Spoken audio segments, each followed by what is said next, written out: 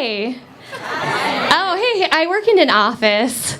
I'm currently an HR coordinator, and that means that I do every job that no one else wants to do. So if it's something you hate, just stick it on my plate. I obviously kind of envy the higher-ups. Like, they have a cool office, and people respect them. They don't give them menial jobs. And at any time, they can just walk into their private office and shut the door and just release a large fart with no one knowing. I set out in the open, so, like, if I want to do that, I have to coordinate when I think no one's going to be around. And it doesn't happen very often, but sometimes I do. And every single time my colleague walks in, it's always Bev, and she's like, Kristen, can you? Oh, what is that smell? It's you, isn't it? You, go get coffee for the entire audience and office, because it's an office that I actually always work in.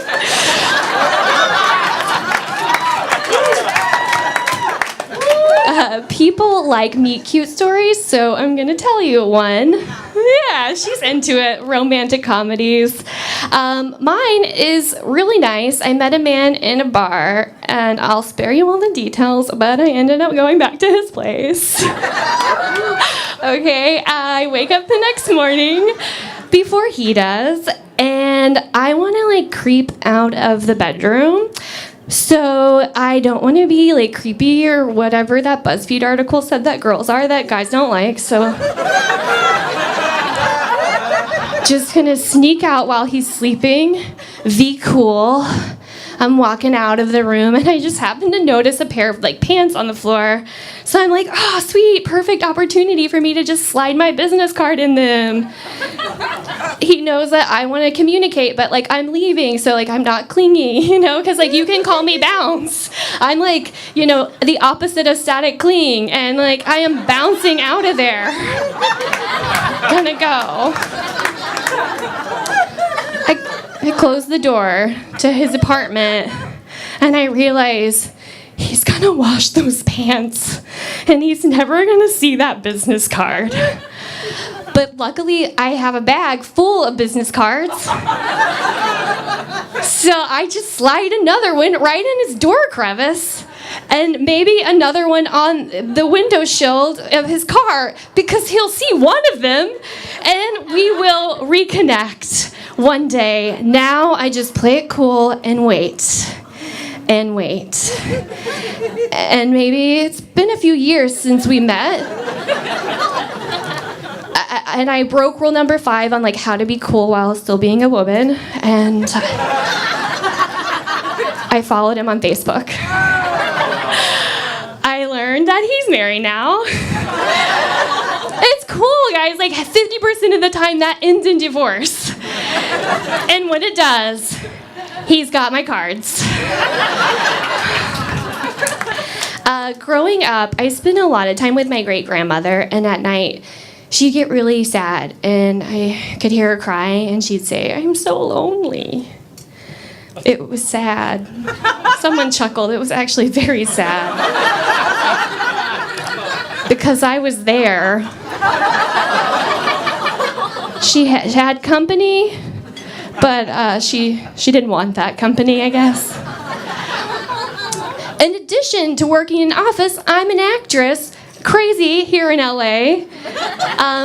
My first audition was actually in New York City. I was auditioning for the hit musical Phantom of the Opera. Oh, he got some fans. Great. It's the longest running musical on Broadway.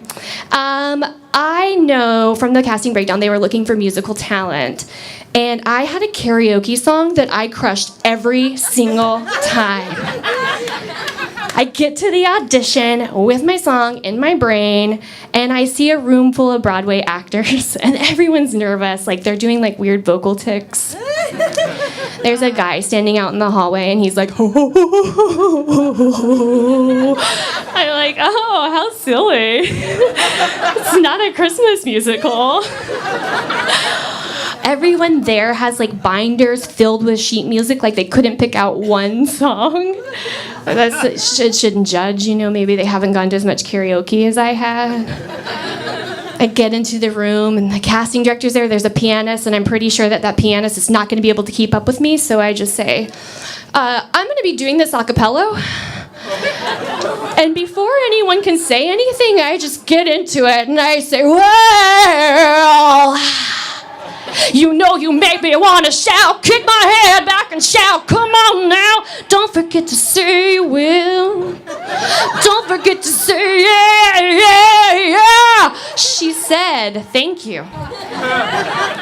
And I know that means that's enough. So I begin to leave, but I really want to burn my face into her memory. So just as I'm at the door, I turn around and I'm like, Phantom without a mask.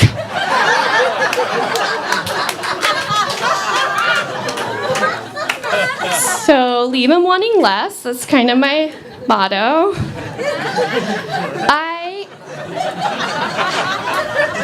I've done some acting training since then. Lots of training, and I recently paid for the top LA acting teacher. And I get in there, I'm doing my scene, I'm really into it, and I don't think she's watching because the whole time she's like licking her dog's tongue. But she's been to this class, this girl. She knows her.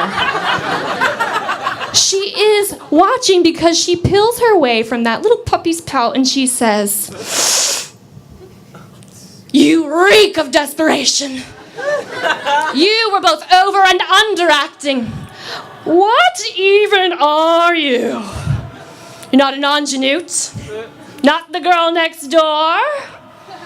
Don't think anyone would pay to have sex with you, so you won't be a hooker with a heart of gold. What can you play? Well, this is why they pay me the big bucks. When you're reading the breakdowns, search for roles that say haggard, disgruntled employee, maybe neighbor with hemorrhoids. Nailed it! Yes, you're welcome. There's no refunds. So I am looking for those roles, and I haven't had a lot of luck. So if you do see like a employee role that has hemorrhoids, I'd love to know. I'm on social media at the Kristen, and I would love to tell you guys that, hey, one day I'm going to quit this day job. But the truth is they had an all HR meeting, and they're going to be letting me go for letting go of too many toots in the office. Thank you, guys.